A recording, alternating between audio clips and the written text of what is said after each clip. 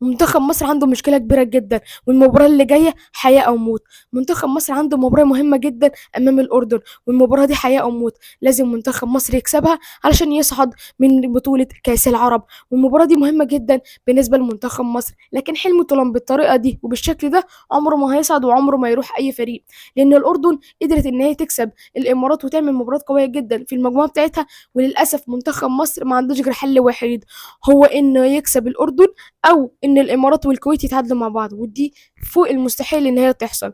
فلازم ان منتخب مصر يقدر يكسب الاردن. طب هيكسبها ازاي وهو بيلعب بالطريقه دي؟ انا عمري ما شفت مدرب بيلعب بثلاثه مركز سته في نص الملعب. يعني انت تلعب بعمرو السوليه والنني وبتلعب جنان محمد الثلاثه مركز سته، وما عندكش الجير مركز ثمانيه هو قفشه. طب ازاي انت فكرك ازاي يا حلمي طولان اللي انت بتعمله ده؟ فما عندناش حل واحد غير هو كالاتي: ان نبتدي في حراسه المرمى محمد بسام اللي عمل مطوشه قويه جدا ولحد دلوقتي من احسن الحراس. نلعب ناحيه اليمين كريم العراقي، زي ما انت سمعت كريم العراقي نزل الماتش غير الماتش عمل اسيست وكان من احسن اللعيبه. طب ناحيه الشمال هنلعب بيه يحيى زكريا، ما عندناش غيره ومن اللعبه اللي كويسه. هنلعب قلبين دفاع رجب نبيل، وناحيه اللي جنبه على طول ياسين مرعي. نلعب ثلاثه في نص الملعب. ركز بقى في الاسامي اللي انا هقولهم لك دلوقتي. هتلعب باكرم توفيق لعب مع النادي الاهلي مركز سته ولعب مركز ثمانيه.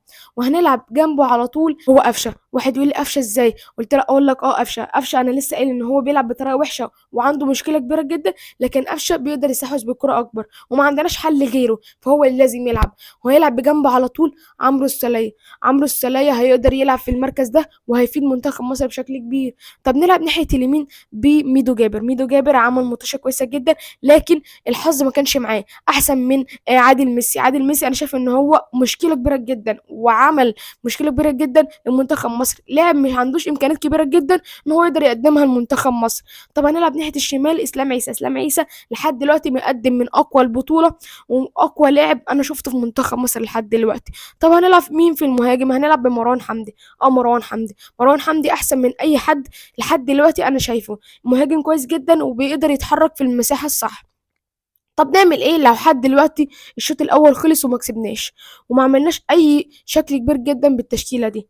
الحل الوحيد ان انت تعمل في الشوط الثاني زي ما انت عملت في اخر المباراه وقدرنا نجيب الجون التعادل، هو ان انت تلعب باثنين مهاجمين، والمهاجم الثاني هو حسام حسن. اللي عجبني جدا في اخر المباراه ان هو قدر يسحب اللعيبه كلها عشان يفضي مساحه لمروان حمدي ويجيب الجون التعادل لمنتخب مصر امام الامارات.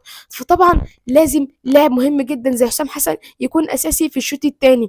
بس هتخرج يحيى زكريا وتنزله، واكرم توفيق في الحاله دي هو اللي هينزل يلعب ناحيه الشمال. فكده هتلعب بخطه 4-2-4، والخطه دي هتبقى كويسه جدا لمنتخب مصر في الشوط الثاني عشان يقدر يعمل الفرق امام الاردن. بس كده.